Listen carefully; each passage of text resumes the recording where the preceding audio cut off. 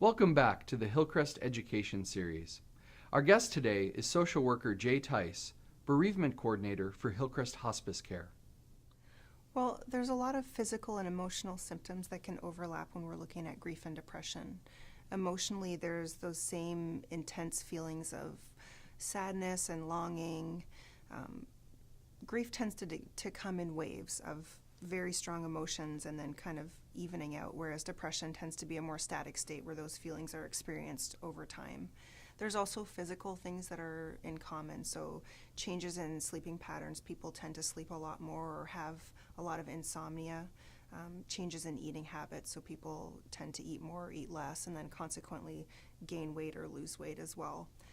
Some of the differences between grief and depression is that with grief, those emotions tend to be focused around the person who's lost, whereas with depression, a person generally experiences feelings of worthlessness, and a lot of times that's where the sadness is focused on. The other thing is that anxiety can also have commonalities with grief too. There's those same physical symptoms of anxiousness, tightness in the chest, panic attacks, and those sorts of things.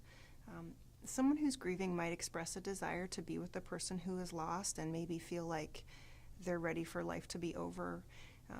That can be similar with depression as well, but it's important to determine, does that person have a plan, and do they have an intent and the means to carry out a plan?